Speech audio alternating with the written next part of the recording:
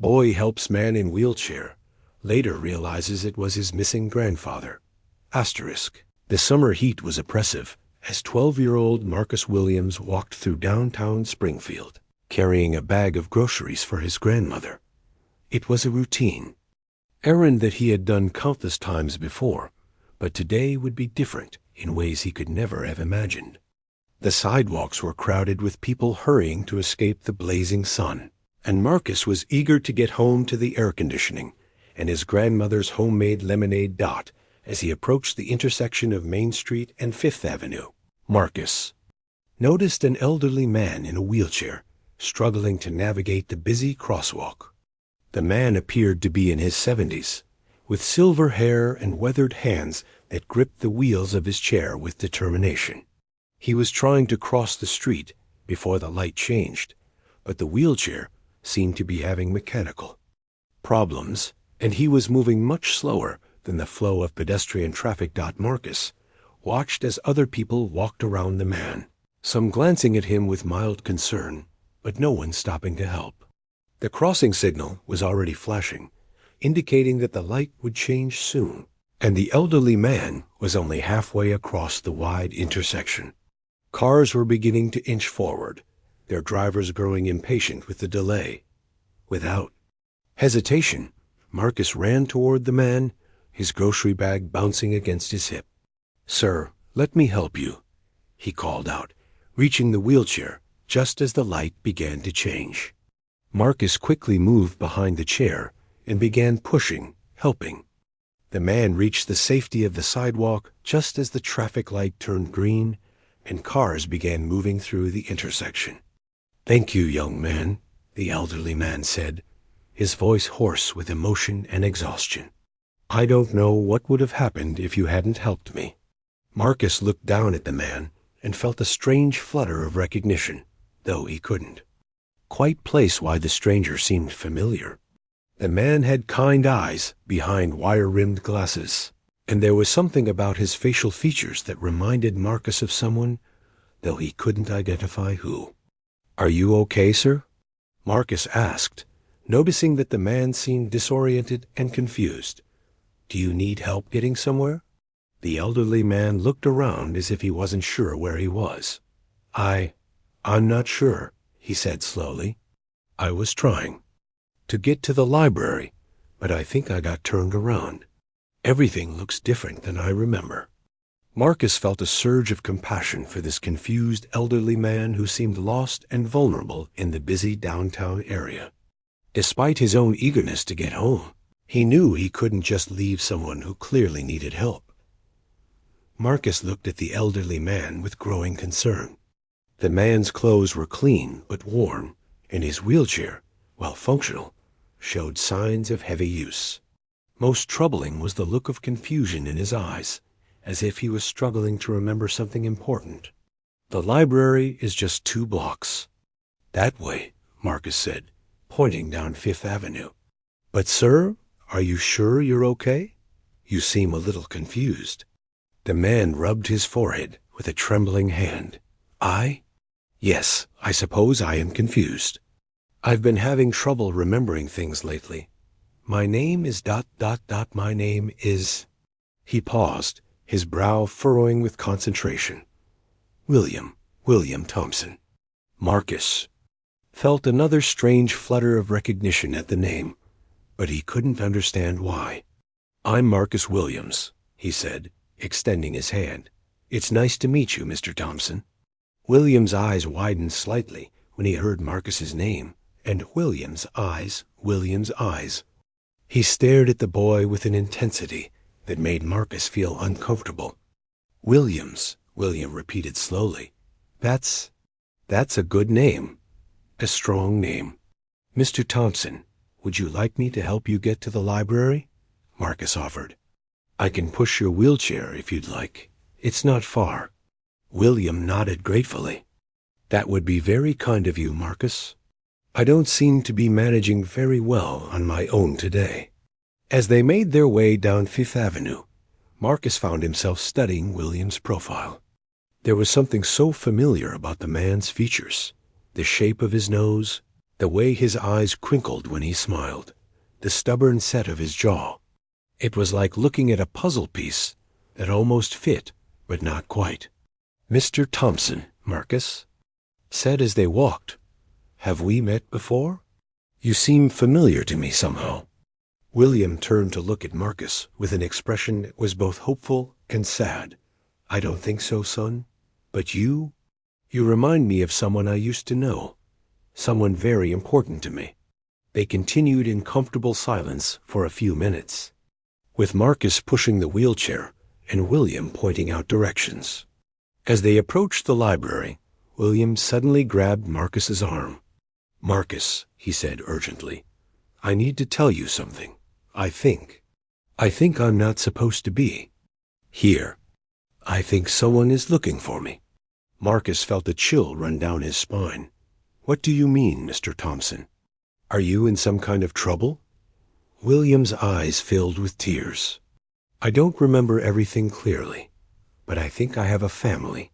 I think they're worried about me, but I can't remember how to find them."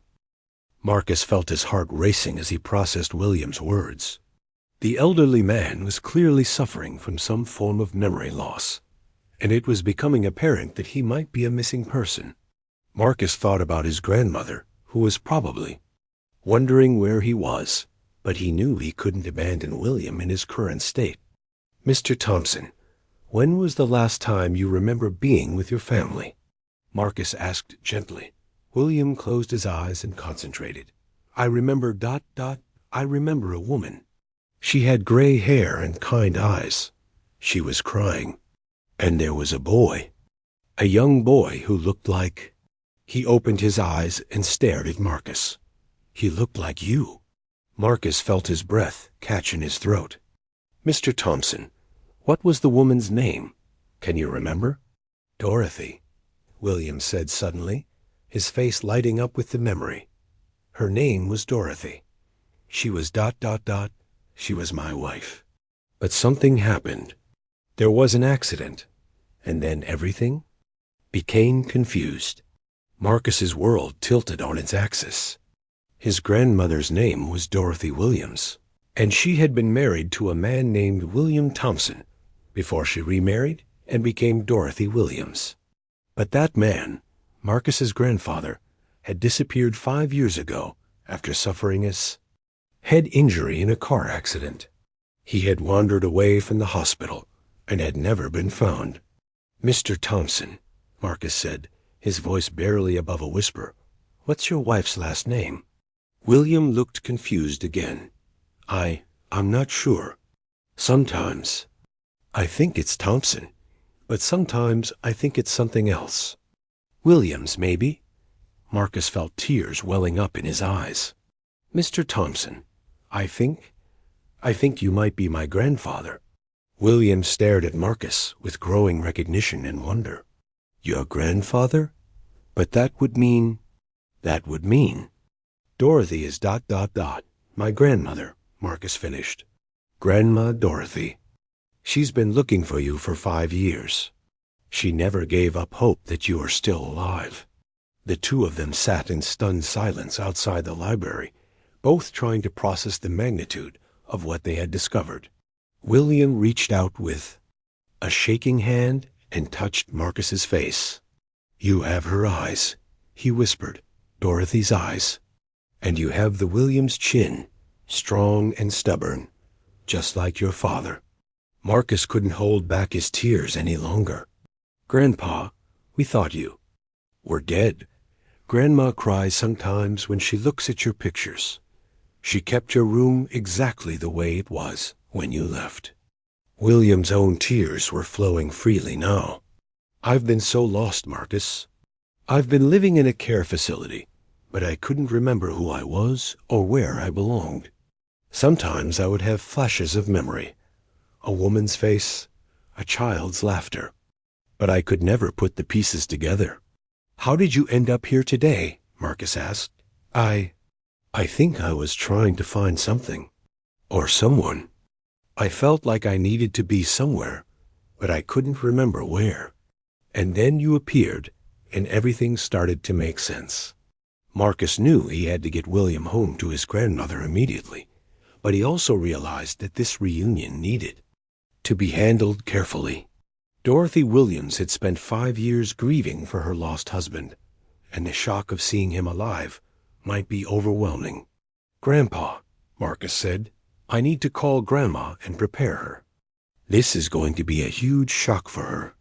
William nodded, understanding the delicacy of the situation. "Is she ... Is she well? Is she happy?" Marcus thought about his grandmother, who had tried to rebuild her life after William's disappearance, but had never quite recovered from the loss. "She's okay, but she's never been the same since you disappeared. She loves you so much, Grandpa. She never stopped believing you would come home." With trembling hands, Marcus pulled out his cell phone and dialed his grandmother's number. "When?" Dorothy answered. Her voice was filled with concern. "Marcus, honey, where are you? I was expecting you home an hour ago."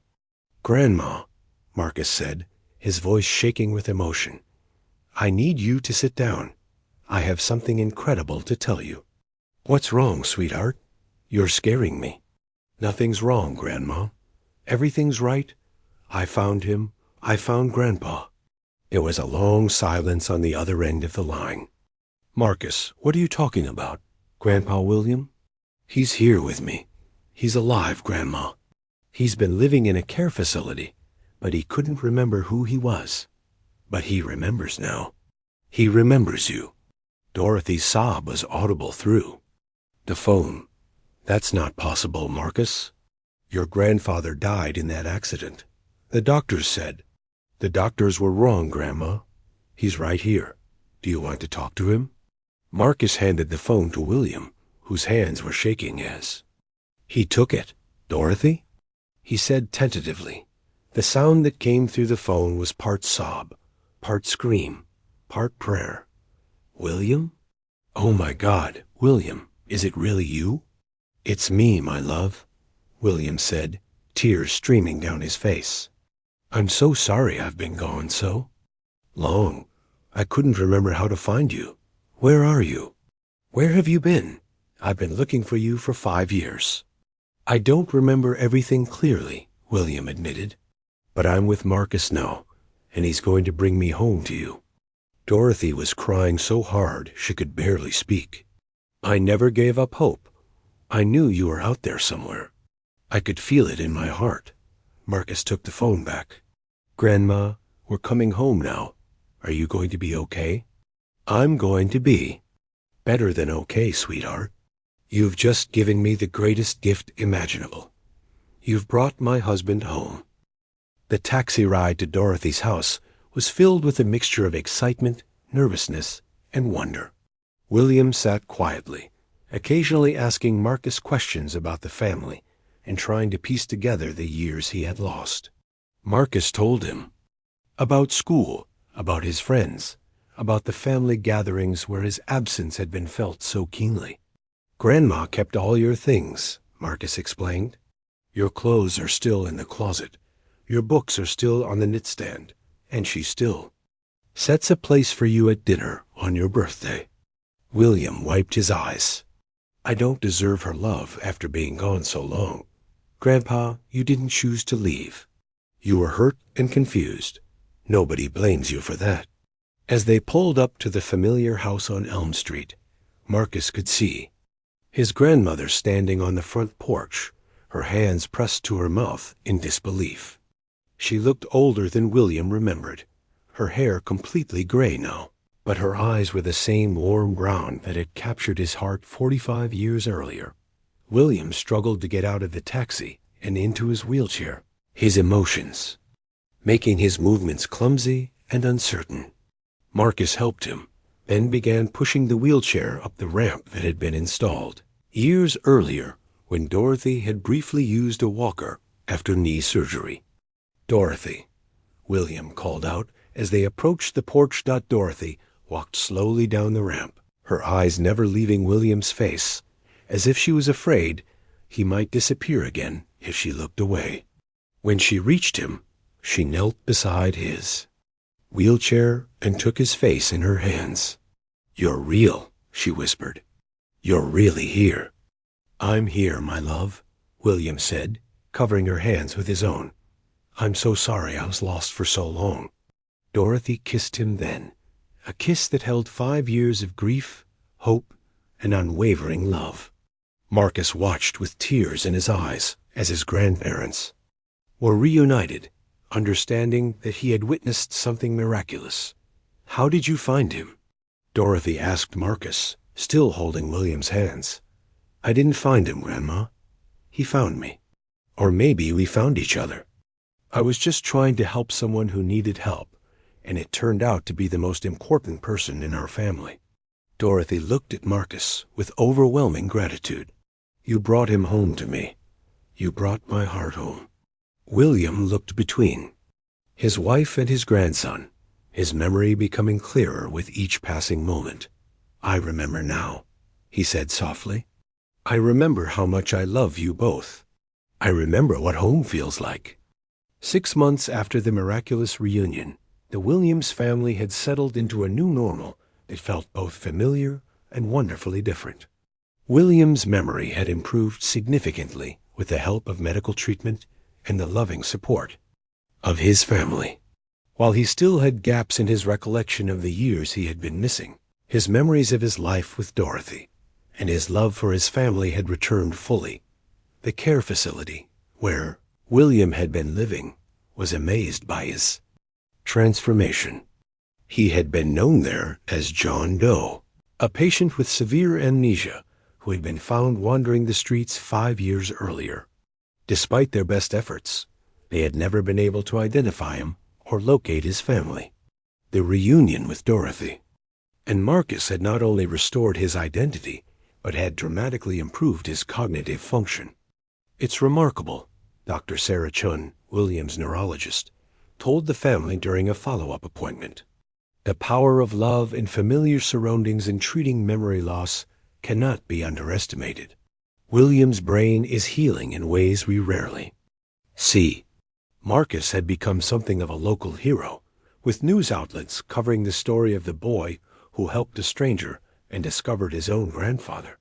But Marcus was more interested in the time he now got to spend with William, learning about his grandfather's life and sharing his own experiences. "Grandpa," Marcus said one evening as they sat on the front porch, "do you think it was just a coincidence that I found you that day?" William smiled, his eyes twinkling with the wisdom that had returned along with his memories. "I don't believe in coincidences, Marcus. I think sometimes the universe conspires to bring people together when they need each other most. You needed to learn about compassion and helping others, and I needed to find my way home." Dorothy joined them on the porch, carrying a tray of lemonade. "I think Marcus was meant to find you," she said, settling into her favorite chair. "He has your heart, William. He sees people who need help, and he can't walk away." The story of Marcus and William had inspired others in their community to be more aware of elderly people who might be lost or confused. The local police department had started a program to help identify missing persons with memory loss, and several families had been reunited as a result. "You know what the best part is?" Marcus said, looking at his grandparents. "I almost didn't help that day. I was hot and tired and just wanted to get home. But something made me stop and help, and it changed everything." William reached over and squeezed Marcus's hand. "That's the thing about kindness, grandson. You never know when a simple act of helping someone will change your life forever. You saved me that day, but you also saved our whole family." Dorothy wiped tears from her eyes. 5 years ago, I thought I had lost the love of my life forever. Today, I have him back, and I have a grandson who reminds me every day that miracles do happen. As the sun set over Elm Street, 3 generations of the Williams family sat together on the porch, grateful for the mysterious ways that love finds its way home. Marcus had learned that sometimes the most important thing you can do is simply help someone who needs it, because you never know who that person might turn out to be.